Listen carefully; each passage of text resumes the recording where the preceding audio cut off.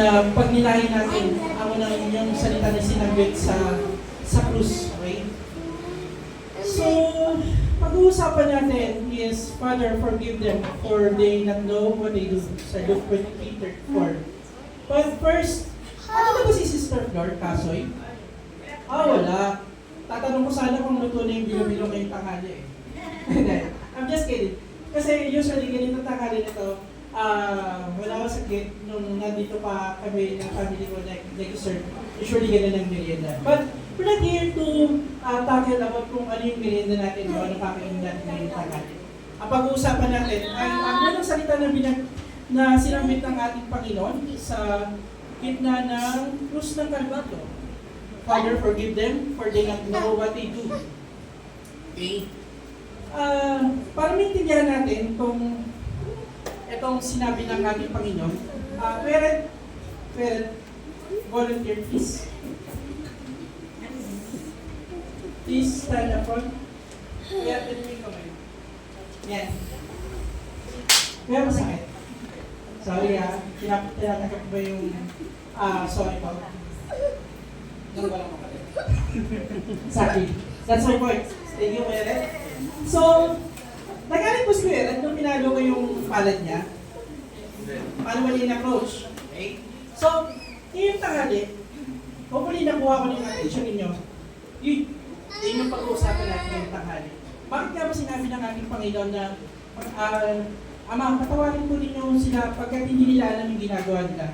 Ano nga ba yung magic o ano nga ba yung saan ba humuhugot ang ating Panginoon despite na napakahirap ng situation niya, bakit niya nasabit yung mga ganong klaseng salita? So, yung i-share ko sa inyong facts, okay? Nilagyan ko siya ng title na The Magic of Pain. Next slide, please.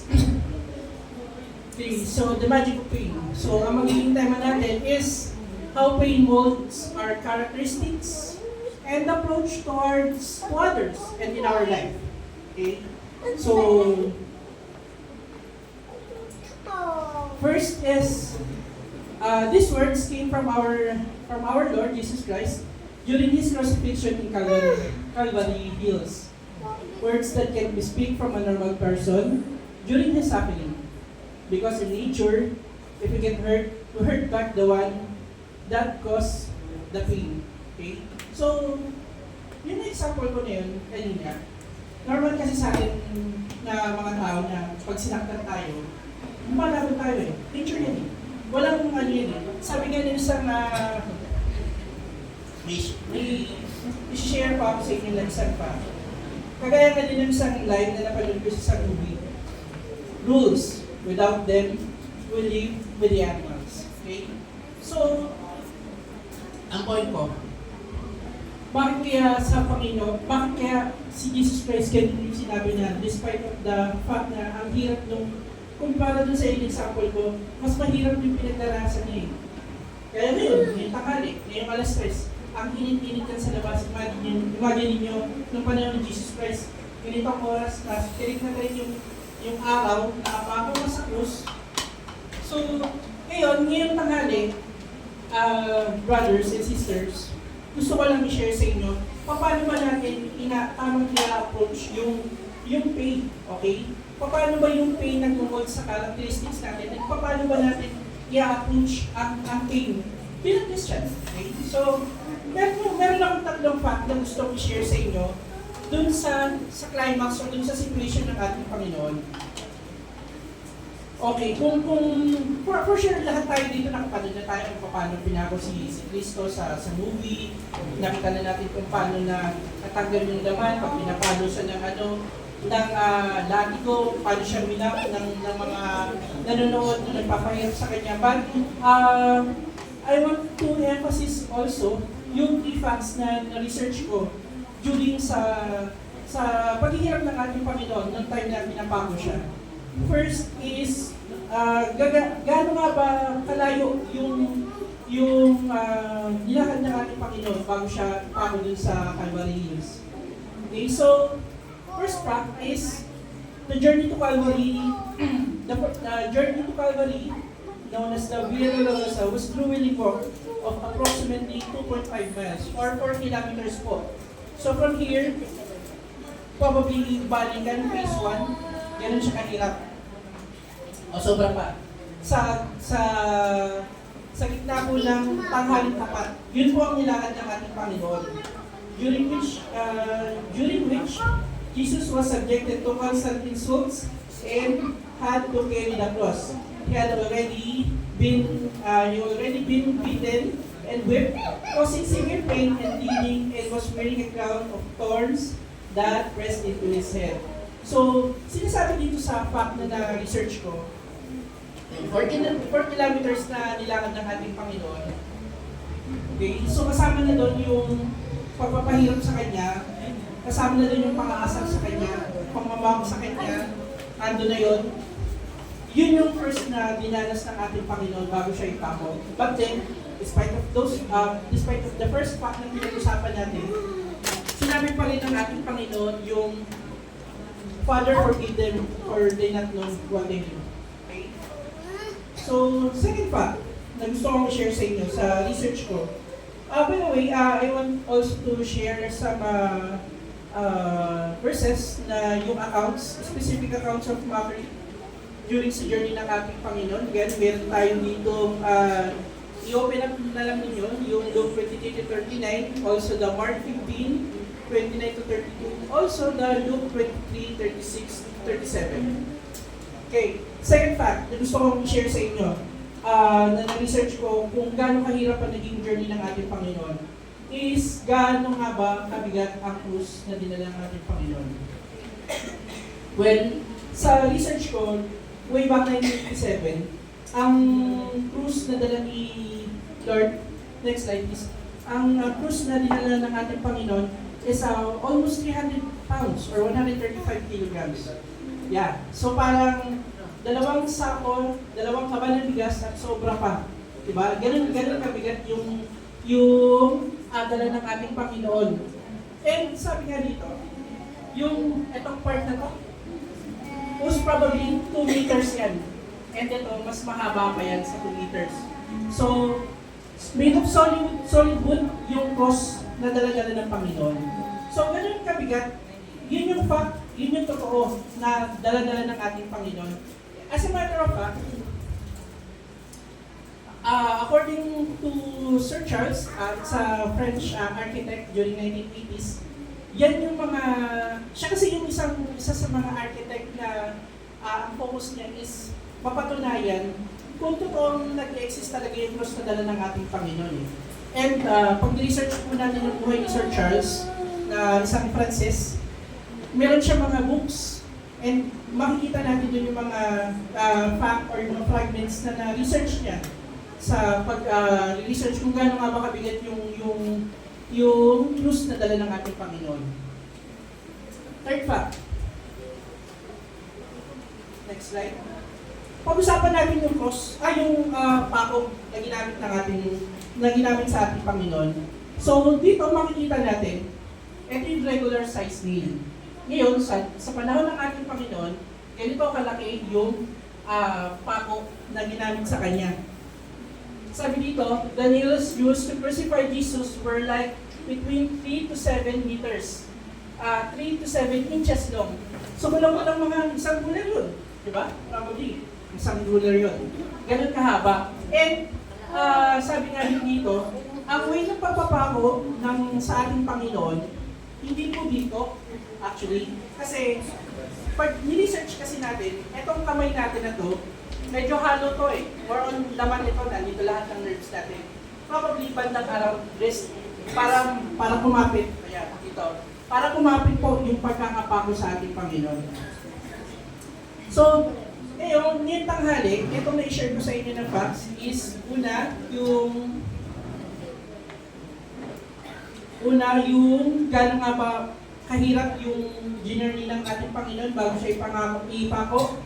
Pangalawa, gano'n kabigat yung krus na dinala niya. And pangatlo, gano'n nga ba kahaba yung pako na ginamit sa kanya. Kuya Kim, ano yung point ko dito? Yung tatlong fact na yun is fact, okay? Katotohanan. Ibig sabihin, yung paghihirap ng ating Panginoon ay totoo. But despite, di ba? Amen.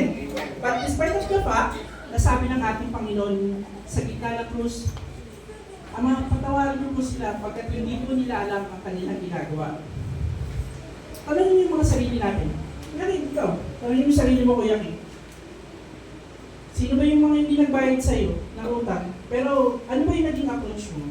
Masaya ka ba? Diba? Ano ba yung... O kaya sa mga kabataan na lang, naranasan niyo na magpaalam, pero hindi kayo pinihayagan. O kaya umuwi kayo ng bahay, galing school. Maano mo lang? O, sabihin, wala, hindi pa ako nakapagluto. Ano yung naging approach mo? Nagalit ka ba? O inunawa mo? Ganun din ang ating Panginoon. Tayo kasi, mga brothers and sisters, creation tayo ng ating Panginoon. Ibig sabihin, kawangis tayo ng ating Panginoon. Ang pinupoint ko lang po dito, kung ang ating Panginoon, ganun kalawak ang pangunawa, bakit kaya hindi tayo sa ating pamumuhay?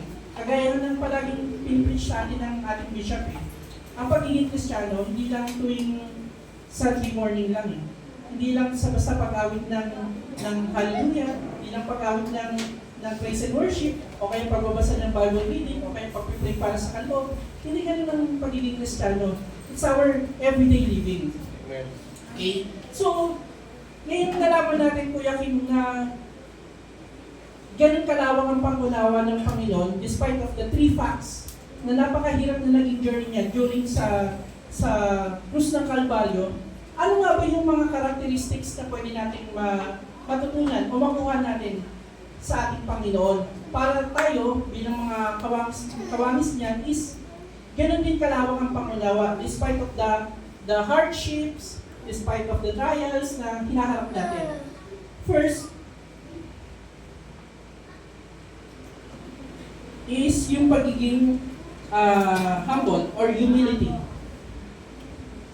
Yan. So, sabi nga dito, despite His divine and sinless nature sa 1 Peter chapter 2 to 22, Jesus exemplified the humility in every aspect of His life.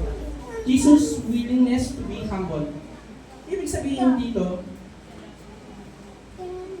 kung makasarili si Lord, hindi na niya kailangan papako actually. Diba? Kung iniisip lang niyo, sige, ba't ba ako magpapapako pa Anak naman ako ng, diba? Yun yung point ko. Yun yung maging challenge sana sa atin na minsan kaya tayo nasasaktan minsan kaya nag-iiba yung approach natin sa pain kasi andun kasi yung fight sa mga sarili natin Gaya na yun, tanghaling tapat. Pag sa kalye, and for sure, bawat isa sa atin nakapanood tayo dito ng mga road rage every week. Normal yan kasi napakainit ng panahon Pero ano bang mas magandang piliin natin? Yung umunawa o yung pangunahan yung galit? O sabayan yung galit na kapwa natin kasama natin sa kalye? So, tayo bilang mga Christian, nire-remind tayo nitong tanghali na to na tayo upang lumawak ang ating pangunawa sa mga bagay-bagay, kailangan maging humble muna tayo. Kung ang Panginoon nga naging humble bakit hindi natin gawing humble ang sarili natin, di ba? Ano ba tayo? Ma-creation na tayo ng Panginoon Yun yung gustong i-remind sa atin ni Lord ngayong tanghali. And ako nagpapasalamat po sa Panginoon na ito yung inire-reveal sa akin ngayong tanghali. Honestly, isang week ko na ito pinag-pray, sabi ko, yung first word, ano ba po pwede kong i-share sa mga kapatid ko na ito? Kasi every year na lang palagi natin itong pinag-uusapan Pero ano ba yung dapat na pinaka-importante i-remind na sa atin ngayong tanghali na ito? Yun nga, first of all, isa sa characteristic ng ating Panginoon is yung pagiging humble. And secondly, next slide please, yung being prayerful. Okay?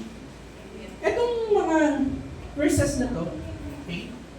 Itong mga verses na to is a fact. It's an account sa ating Biblia na nagpapatuloy na ang ating Panginoon ay prayerful. O nananalangin muna sa bawat action na ginagawa niya. Whether it's a major decision, minor decision, or whatever the decision is like doing, during his stay, nananalangin siya. Ang point, tayo mga kapatid, kailan ba tayo last na nanalangin para sa ating Panginoon sa mga desisyon na ginagawa natin sa buhay? Tayo ba, nanalangin na ba tayo nung may nakasakit sa atin, nung may tumakbo ng mga utang sa atin, pinalangin ba natin? Ano ba yung pinalangin natin? Puro, i-glorify mo, pang-unawa para sa Panginoon. So, ngayong tanghali, nawa itong dalawang characteristics ng ating Panginoon upang lubos natin maintindihan na ang pain, hindi yan create para magaling tayo o lumabas yung tunay na character natin eh. Kasi sa biyaya nga ng Panginoon eh, nagbago na tayo eh. Tinanggap na natin kasi ang ating Panginoon. Amen? Diba? So, nawa itong dalawang characteristics, sa dami-dami ng characteristics ng ating Panginoon sa Bible, ito lang tayo mag-focus. Kasi ito lang yung mas, sa grasya ng Panginoon, ito yung magandang start para sa atin to ating being humble and being prayerful. Whatever the decisions that we're making, always pray and be humble. So, ang conclusion ko dito, let's proceed to conclusion. I have to conclude. Alright, thank you. So, sa conclusion is,